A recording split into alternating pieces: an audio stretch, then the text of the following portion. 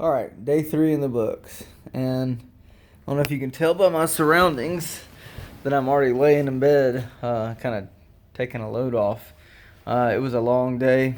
It wasn't as long as I thought it might have been.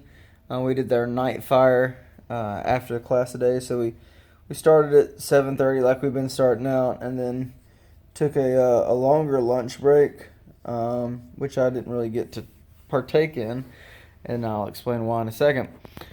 And then we came back and finished some drills and stuff, and then rolled into night fire. So, like I said, it was a long day. It was a good day. It was a day of really good highs and lows. So, talk about the lows first. The reason I didn't get a full lunch is I had two major issues with my carbine. Now, I say with my carbine because it took my rifle, my carbine out of commission temporarily.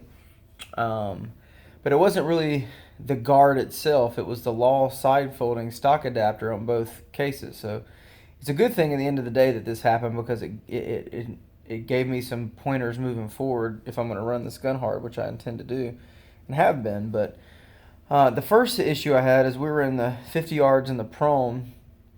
And on my last round, fired the last round, everything was fine, no big deal.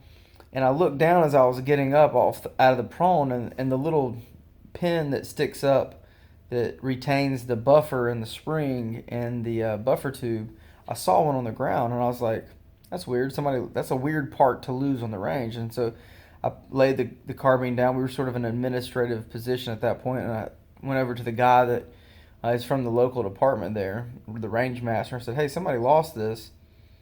It's kind of a weird thing to just be laying out here at the prones, and we're on concrete. The way the range is set up, it's pretty much you're in basically an old parking lot it's a nice range. I mean, they've got all kind of steel and targets everywhere, and U-shaped berm. So I mean, you can shoot left, right, front. So it's a good range, but the majority of it is on concrete. And so someone said, you know what, just check yours. And with the Law side folding stock adapter, there's a little button on the side that you press, and you can fold the stock open. And so I did that, and sure enough, as soon as I unfolded it, my buffer and my spring just went flying out of my rifle. And so obviously it was my detent. And so I was like, oh crap, what happened? And I thought at first the little piece that spins on there that overlaps the little prong, that there's a fat part of the detent and a prong sticking up in the middle, and it's sort of the buffer tube and the way it's screwed into the receiver sort of captures that. But on a Law side folding stock adapter, it's a little different. And I thought that had backed out, the little internal piece that screws that plate onto where the buffer tube would normally screw on had backed out. The more I got to looking at it, I was like, something's not right. And sure enough, I guess I just missed it at first, but on the bottom, right under where the spring and detent goes, there's a little screw, a nut that screws in there with an Allen key, and it was gone. I'm like, oh man. And it occurred to me, I've got a detent, I need a spring, and I need this screw, or my rifle is done. Now, I probably could have found another spring, and even if I hadn't found the detent, which sort of predicated the whole situation, finding that, I'm sure that I would have been able to find a spring and a detent, in their armory at the department here. But there's no way they were going to have one of those nuts for a Law side folding stock adapter. My best bet would have been to try to figure out what the thread pitch was and go to Home Depot or something and see if I can find a makeshift thing to hold it in there. And me and a couple guys just sort of scanned the ground and miraculously found the spring. I already had the detent, obviously, and then found the nut. Another guy found the nut. So I was able to get that back in commission, and everything was good to go. And then I noticed I started having strange malfunctions. We were doing some up-close stuff with transitions and shooting on the move and lateral movement and all that. And I started having these weird malfunctions where I could feel the bolt going back in battery. So it was like bang, and then it just like drug through there and finally would go back in battery. And a couple of times I didn't go all the way in battery, and so I had to tap rack bang. And I noticed I started getting some wobble. And once again, it was the Law side folding stock adapter the piece that I thought had backed out earlier and that hadn't, or at least not enough to cause an issue, had sure enough had backed out. And so when you install a side folding stock adapter, there's this little thin piece of metal that's shaped like a T, and you stick it in there and you tighten that internal nut down, and they say tighten it till it bends, and I bent the hell out of mine, and so it was torqued on there properly, and there's a set screw on the side, and the set screw was a little loose, and it backed, that whole thing backed out enough that there was enough wobble. So what was happening is the bolt carrier was going into the buffer tube and then coming back forward. If I was putting any angular pressure, with my arm out in that C-clamp, it was slowing. There was pressure on the side of the bolt carrier, and it wasn't going all the way in the battery, or going into battery slowly. So was able to, at the first break, I ran the instructor's rifle for the next drill, and then on the first break, just go find some needle nose pliers and kind of spread them out on those notches where that T thing goes, and tighten it down really tight, and then really torque down the set screw, and then from there on it was fine. So, I was actually glad at the end of the day when that happened to realize why I was having those strange malfunctions. That it wasn't anything wrong with the guard. Nothing was wrong with that. It was just those pieces in the law backing out. So now, and I can't remember. I mean, I probably didn't even look at the instructions honestly with that law side folding stock adapter, but. And it's not a complaint against the adapter. I think it's good to go. I just know now that there's some places that need some blue or green Loctite, and the only Loctite I brought with me was red. And I think based on round count, I think I'll be fine for the rest of the course. Maybe something that during a break I'll just tighten down and double check that it's good to go. But certainly when I get back home, I'll throw some blue or green Loctite on those parts and make sure they don't back out on me again. So that's the low point. The high point was that we did a lot of really cool drills and got to shoot and move and do all that kind of stuff. Shot some steel, did some pretty cool competitions. I think we did 4 different time drills, and once again, lucky enough to take the top time on all those drills. The most fun one we did, we were at I think 10 or 15 yards, and there was a section of plates, 6 plates, about the size of a paper plate. And it was kind of going in at a diamond shape, and then about 10 yards to the right, you're going in the other diamond. So if you think about being inside of a square, looking at a far corner, and 6 plates on that one angle and 6 plates on the other. And so what we had to do is, put 1 round on each plate, but going outboard. So wide, in, and doing all 12 shots there.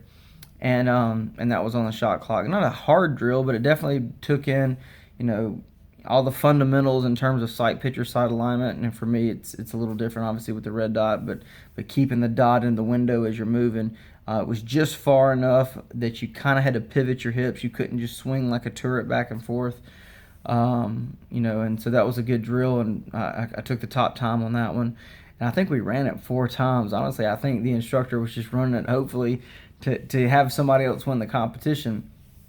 Maybe I'm cheating because I'm running an RMR and a compensator, but it's what I run in the real world, so it is what it is. If it's cheating, then why aren't we all cheating if it's working that well? So there may be some people walking out of this class thinking about RMRs and maybe even compensators and Johnny Glock triggers. So if it works, it works, and it's been working. And along with the guard, been kind of smoking them up a little bit at this class, which is a good thing. I mean, there's a guy, Shane, that's on the Marine Corps shooting team, and I mean, every time that guy gets up to shoot, I'm thinking, oh man, this guy's gonna smoke me. And so far, I've been able to edge him out in all the competitions, and we got former State Department federal agents from the diplomatic service, and all these high speed guys in this class, and so it's. I take a lot of pride in the fact that I'm winning these competitions, but it's humbling too in a way, because obviously I'm just a product of the training that I've been given, and so it's I feel blessed to have been able to maintain a skill level that's performing to that degree in these classes.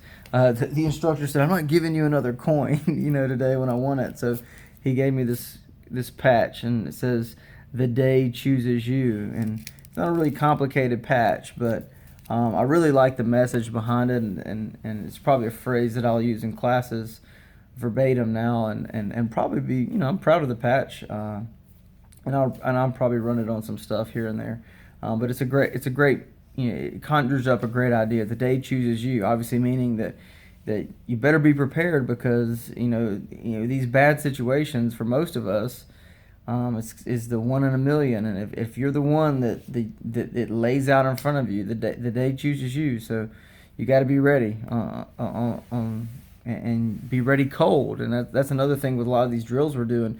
We'll start the day with the competition.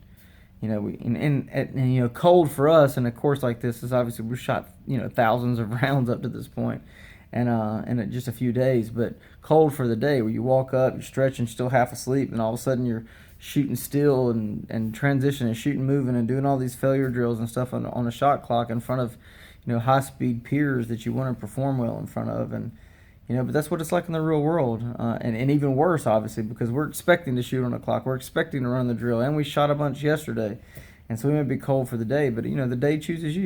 You never know if you're going to be in the wrong Walmart parking lot. It all goes to hell in a handbasket, so you got to be ready. Another good day on the course. So day 3's in the books, and it's the longest day. So tomorrow we're going to be in the classroom for like 5 minutes, and then the entire day we're shooting. So it'll be a good day tomorrow. I'd be interested to see how that Law side folding stock adapter holds together for the day. I haven't cleaned my pistol or my CMMG guard. I did wipe the bolt down from the outside, just because shooting factory reloaded 9mm, to the tune of 1,000 rounds or whatever it's been.